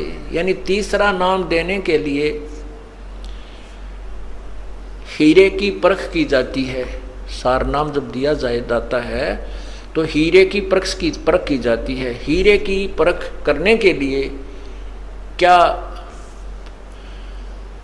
कैसे परीक्षण किया जाता था पूर्व समय में, कि हीरा एक गोल गोल सा कंचे टाइप होता है, चमकदार धातु होती है, पत्थर सा होता है पर चमक जबरदस्त होती है उसकी, और उसको उसमें कच्चा हीरा भी होता है और पक्का हीरा भी होता है। पक्का हीरा की क्या पहचान होती है कि उसको एहरन पर रख के नीचे एक लोहे का मूसल सा गड़ा हुआ होता जमीन में, उसके ऊपर लोहार कारीगर लोहे को नीचे उस पत्थर के मोटे खंभे से पधर कर ऊपर तक घण मारता है, थोड़े मारता है, तो नीचे जो लोहा है उसको एहरन बोल देते हैं। उस आहरण के उसके ऊपर रखकर ऊपर से घण की चोट मारते हैं पूरी जबरदस्त हीरे के ऊपर। यदि उसमें कहीं निशान पड़ जाता है तो वो कच्चा हीरा है, वो 2 कौड़ी का नहीं है। और उसके ऊपर निशान नहीं पड़ता है, पूरे घण की जबरदस्त चोट मारने से चाहे 10 मार ले तो वो पक्का हीरा है, वो अनमोल है, वो कीमती हीरा है। तो यहाँ पर जो आपकी परीक्षण की जाती है तीसरे नाम के लिए, अब ये जो था ये क्रोथा कांड जो हुआ है, इन अज्ञानियों ने तो अपने कर्म बिगाड़ दिए और परमात्मा ने हम हीरों को परखना था या गण के ऊपर धर के एरन पर धर के गण की चोट मार के देखी थी। जो कच्चे थे वो रह गए, पक्के थे ये हीरे न्यू के न्यू आगे, ये कोई करच नहीं हुआ, यानी उसमें कोई खरोंच नहीं आई। कच्चा हीरा करच होए और नहीं सह घन भार घन मार, ऐसा यो मन हो रहा लेखा ले करता रहे। परमात्मा जब आपका ये परीक्षण करेगा ऐसा मन होगा तब आपको ये सार नाम दिया जाएगा। अब आप जो भक्तात्मा इस कांड के बाद भी डगमग नहीं हुए, आप हीरे तो हो गए हो, इसमें कोई शक नहीं, आप हीरे हो, पर कच्चे पक्के रहे फिर परीक्षा ली जाएगी। आपको सार नाम देते समय आपको चाहे कितना ही समय आपको बार बार बुलाया जाए, आपके मन में ये नहीं आना चाहिए कि मेरे तो 10 चक्कर कटा दिए, तो फिर भी आप कच्चे हीरे हो, पक्के नहीं हो। क्योंकि डॉक्टर के पास जिस किसी का फोड़ा हो गया और डॉक्टर कहता भाई इसका चीरा देना पड़ेगा, इसमें उस फोड़े में बहुत ज़्यादा पीड़ा भी हो रही है, तो मरीज कहता जी आज दे दे चीरा, मैं तो घना तंग पा रहा हूँ, बहुत दुख हो रहा, पीड़ा सहन नहीं होती। डॉक्टर कहता बेटा कल आना, दवाई दे देता है। कल कहता भाई कल आना, कल भी नहीं चीरा देता, फिर कहता कल परसों आना, ये दवाई और खा। क्योंकि जब तक वो पक्का नहीं हो लेगा तब तक उसके चीरा देने से कोई यूज नहीं है। पक्का होने के बाद ही वो चीरा देकर मवाद निकाला जाएगा, तभी वो घाव भरेगा, उसका समाधान ट्रीटमेंट ऐसे ही होता है। तो ऐसे ही आपके कहने से, आपकी जल्दी करने से डॉक्टर अपनी प्रक्रिया चेंज नहीं कर सकता, करवाओ चाहे मत करवाओ। इसी प्रकार आपको कच्चे घाव में, कच्चे फोड़े में चीरा नहीं दिया जाएगा, आपको नाम दिया जाएगा। लेकिन आप जब ये दास उचित समझेगा तभी आपको नाम मिलेगा। और आप जितनी बार बुलाया जाएगा नहीं आओगे तो फिर आपको बता ही दिया, कच्चा हीरा करच होए नहीं सह घन भार, ऐसा ये मन हो रहा लेखा ले करता। तो तीसरा नाम जो है ये परमात्मा प्राप्ति का है। कैसे? पूर्ण ब्रह्म की प्राप्ति का है। सतगुरु सौदा कर वो नहीं बाद जाते हैं, तो सतगुरु सौदा कर वो, पूर्ण संत का सौदा कर, पूरे संत से, पूर्ण संत से अपना सौदा कर, उससे माल खरीद, नहीं तो तेरा जीवन व्यर्थ जाता जा रहा है। जिन तेरा पिंड प्राण बनाया उस साहिब से डर वो, उस साहिब से, उस परम पिता से, पूर्ण ब्रह्म से। अजप्पा जाप जपो मन बोरे है जम किंकर से लरवो। अजप्पा जाप, ये सतनाम जो है इसको अजप्पा जाप भी कहते हैं। श्वास बाहर, श्वास उश्वास से नाम जपया जाता है सतनाम का, जिसमें 2 मंत्र हैं। एक ओम मंत्र है ये ब्रह्म का, और तत् मंत्र जो आपको संकेतिक मंत्र है, उपदेशी को भी बताया जाता है, वो पर ब्रह्म का। इसको श्वास उश्वास से जपया जाता है। सांस उश्वास, एक श्वास बाहर छोड़े उसको श्वास बोलते हैं, उल्टा ले हुए वापस लेते हैं उसको उश्वास कहते हैं। श्वास उश्वास से जाप जपा जाता है उसको अजप्पा जाप कहते हैं। जिन तेरा पिंड प्राण बनाया उस साहिब से डरवो, अजप्पा जाप जपो मन बोरे जम किंकर से लरवो। सुखदेव को 84 भुगती बना पजावे खरवो, तेरी क्या बुनियाद पुरानी तू पेंडा पंथ पकड़वो। नर से नार किया नारद मुनि अवगत बाजी गर्वो, शिव की संख कल्पना मेटी भस्मा गिर लिया छरवो। अंत चीर चिंतामणि के ने द्रौपदी पीतांबर वो, दुशासन का मान मुआ है उद्बुद्ध देख लहर वो। अजामेल गणिका के लारे गई अयोध्या तेरवो, वाल्मीकि का शंख बजाया जहां 12 कोट विपरवो। केसो नाम कबीर खुद आए 9 लाख बॉडी भरवो, काशी धाम कबीर कल्पना गई विपत सब टरवो। गगन मंडल के मध्य महल है जा मूरत अजर अमर वो, दास गरीब कबीर हरि ही मिले परम पद हर वो।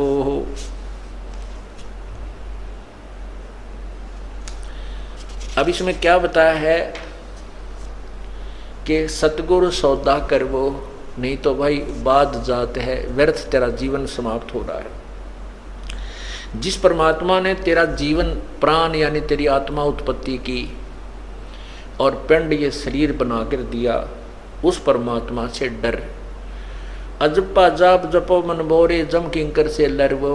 होय होय, अजप्पा श्वास उश्वास का जो नाम है इसके जाप कर, इसका जाप कर। और परमात्मा क्या करेगा, जब आपको यहाँ से लेके चलेगा रास्ते में आपको अकेला छोड़ देगा और चारों तरफ आपके यमदूत, क्योंकि परमात्मा के जाते ही यम के दूत जैसे मच्छर आ जाते हैं, मच्छरदानी हटते ही चारों तरफ घूम जाएंगे। उस समय डरना नहीं, घबरा मत जाना, परमात्मा आपके आसपास है, दृश्य आपको दिखाई नहीं दे रहा, आपके पास है, होगा, लेकिन वो आपकी ट्रेनिंग देखेगा। उस समय आपको ये देखेगा कि इसने ज्ञान कितना सुन रखा है, यो नाम कैसे अब कैसे बचाव करेगा इनसे, कैसे। परमात्मा कहते हैं मोला बैठा मोर से देखे जन की भेड़, तो 10 कोट जम गिनकर जहां एक नाम की खैड़। ये जो सत्य नाम है, सार नाम है जो आपको दिया गया है, ये सार नाम और सतनाम दोनों मिलकर के ये तीसरा मंत्र बन जाता है ओम तत्सत, और ये अजप्पा जाप कहलाता है।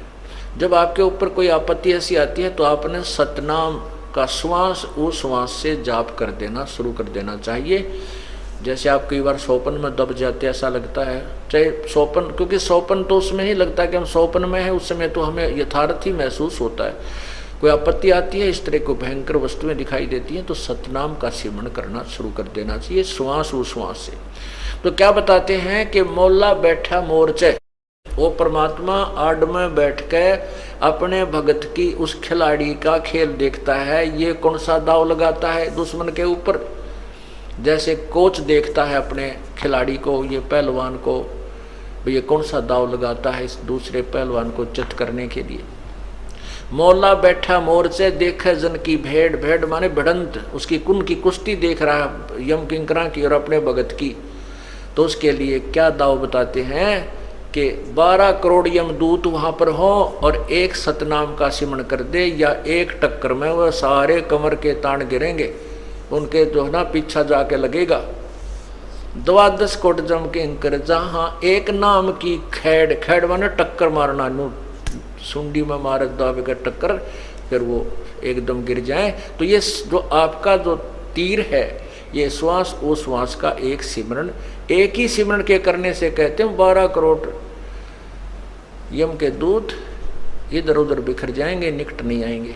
फिर परमात्मा आपको सीने से लगाकर ले चलेगा, हालांकि आपत्ति नहीं आने देगा बिल्कुल भी। फिर वो देखा तो है ना, ये भी कौन सा फार्मूला अपना हुआ है, अकूड़ा माँ ने याद कर हाय माँ मर गया, हाय बाबू मर गया, हाय मन बचाइयो, तो वहाँ कोई बचाने वाला नहीं होता। वहाँ ये नाम और भगवान बंदी छोड़ गढ़ा नहीं था, फिर है बंदी छोड़, है बंदी छोड़ करने लाग जियो, कि देवड़ा माता पिता को याद करने लग जाओ, कति फेल हो जाओगे। अब क्या बताते हैं, उस परमात्मा के पाने की विधि बता रहे हैं। है महबूब मिला पीवो, निकट रहंदा बिछुड़ न जांदा। है महबूब मिला पीवो, 2100-600 दम है। 2100-600 दम है, नाभ नासिका मा पीवो। श्वास उश्वास मध्य बसत है, जिन ये थापना था पीवो। सुरत नरत मन पवन समोवो, जपले अजप्पा जा पीवो। तिल की ओट सुमेर बसत है, समझ बूझिया काफी वो। गरीब दास सट दर्शन खाली, पत्थर पूजे पापी वो। के जो पत्थर पूजते हैं वो अपराधी हैं, क्योंकि गीता जी में लिखा है कि शास्त्र विधि को छोड़कर जो अन्न उपासना करते हैं वो अपराध कर रहे हैं।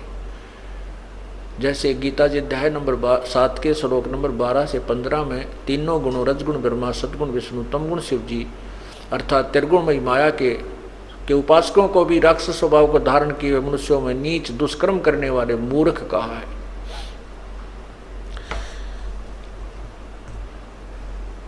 तो क्या बताते हैं, सुरत नर से परख न आवे है, महबूब सरोवाहो। जब तक हम सतनाम और सारनाम की प्राप्ति नहीं करेंगे तब तक परमात्मा के दर्शन नहीं होंगे। कैसे होंगे? द्वार बार घर छाड़ गए हैं, जाब से बन खोवा वो। भेख बनाए बहे बहुरंगी, कीना बहुत अभोवा वो। कि जिन्होंने घर भी त्याग दिया, बनखंड में जाके जंगल में जाके गुफा भी बना ली, और किसी विशेष परंपरा में जाके उसने भेष भी ले लिया, अलग से कोई वेशभूषा बोलते हैं, जैसे कोई गिरी है, कोई पुरी है, कोई नागा है, कोई गुड़, इस तरह उसकी अपनी वेशभूषा, कोई वैष्णव है, ऐसी वेशभूषा भी बना ली। और कामी करो दी बंग मंझारा, छाड्या लोभ न मोवा वो। ओए है कामी क्रोधी बंग मंझारा, छाड्या लोभ न मोहा वो। एक समय गोपीचंद जो था, वो भर्तृ जो था वो राजा था। गोपीचंद और भर्तृ ये दो गोरखनाथ जी के शिष्य थे, और इन्होंने घर भी त्याग दिया, राज्य भी त्याग दिया। एक दिन भर्तृ जी, चांदनी रात्रि थी, चांदनी रात्रि में रात के समय जा रहा था, सफर कर रहा था, यात्रा कर रहा था अकेला, और उसके साथ भर्तृ भी, गोपीचंद भी था, वो पीछे था। अब भर्तृ जा रहा तो आगे किसी ने पान खा के थूक रखा था, अच्छा बुलबुला सा हो रहा था उसका, और चांद की चांदनी में प्रकाश में वो ऐसा चमका था जैसे लाल हो। अब उसने देखा गोपीचंद, भर्तृ पीछे, गोपीचंद पीछे रह गया, बाथरूम करने लग गया, पेशाब करने लगा, वो बैठ गया। उसने देखा और उसने सोचा लाल है कितना, उसने ठहठाया, हाथ मारा, सारा दस गया। उधर से भर्तृ गोपीचंद का ध्यान पड़ गया, क्या मिल गया महात्मा जी? ने बोला मेरे कर्म मिल गए, मेरे कर्म मिल गए, मैंने सोचा था लाल है, यूँ मेरा हाथ दस गया, थूक मेरे तरह के जब। तो परमात्मा यहाँ कहते हैं घर भी त्याग दिया और लोभ फिर भी ना छूटा, लाल पर टूट के पड़ गया, लाल समझ गया, वो थूक ठा लिया अंधेरे में। तो यहाँ कहते हैं कामी क्रोधी बंग मंझारा, छोड़ा लाभ लोभ न मोहा वो। पिता विवेक अक्षमासी, माता जिन दूर किया दिल द्रोहा वो। मांडा खेत नेत जस गाँव, सतगुर पकड़ा लोवा हो।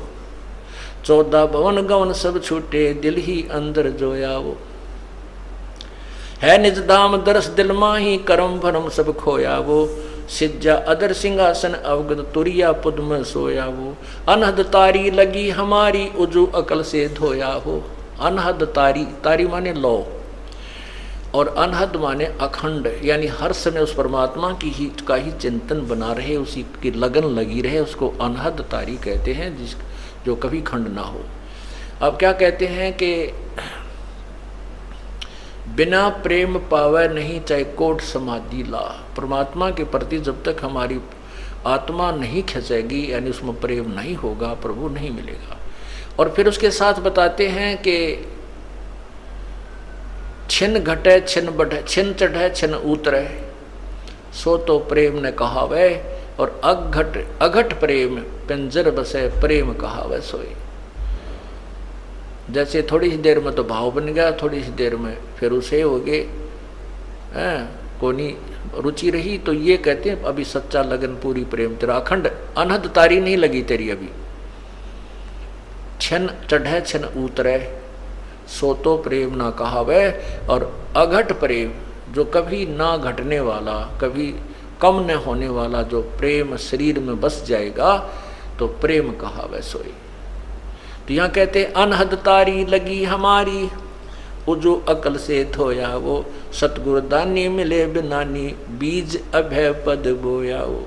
दिव दृष्टि खुली हमारी, सार शब्द से टोया वो, गरीबदास गायत्री लापी, शीस पीठ जम रोया वो।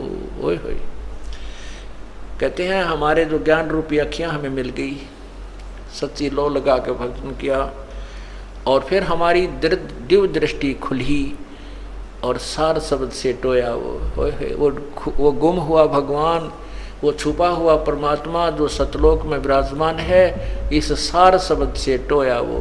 परमात्मा की प्राप्ति होनी है सार शब्द से, और ये सार नाम जो आपको मिलना है, ये तीसरा मंत्र है जो पूर्ण ब्रह्म का है। तो ये 3 मंत्र के जाप से परमात्मा प्राप्ति होती है। दिव्य दृष्टि खुली हमारी, सार शब्द से टोया वो, गरीबदास गायत्री लापी, और शीस पीठ जम रोया हो। ये गायत्री नहीं है जो भूर्भुवः ओम भूर्भुवः स्वः तत्सवितुर्वरेण्यं भर्गो देवस्य, जो हम भी घोटाला रहे थे, खूब इसका दिन रात जप्या करते हैं, लेकिन इसका ये नहीं पता था ये क्या है। ओम तो इसके साथ लगता ही नहीं। ये तो यजुर्वेद के 36वें अध्याय का तीसरा मंत्र है, और एक किसी सदग्रंथ के केवल एक श्लोक का रट्टा लगाने से प्रभु प्राप्ति नहीं होती। वो तो प्रभु के गुणों का ज्ञान होता, वो कैसा है, क्या करता है।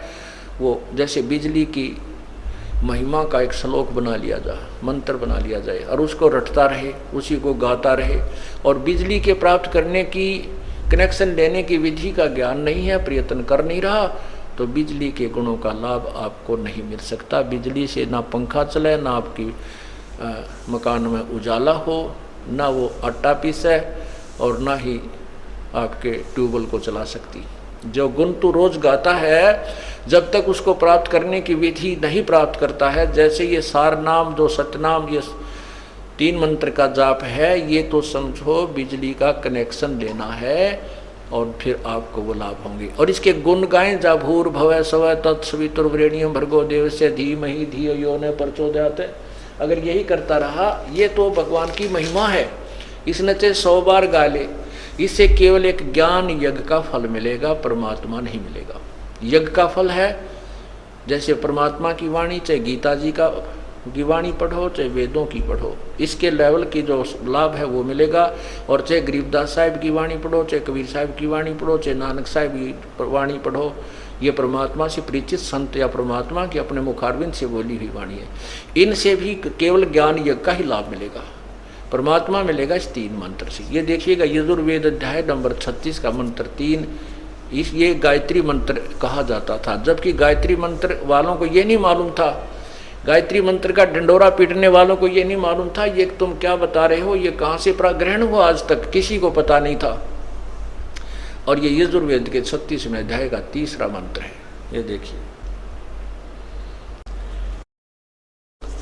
36वें अध्याय का तीसरा मंत्र है। ये है 63वां अध्याय, 63वां अध्याय, 36वां अध्याय। ये नीचे देखो, यहाँ है, इसका ये तीसरा मंत्र है, ये वाला।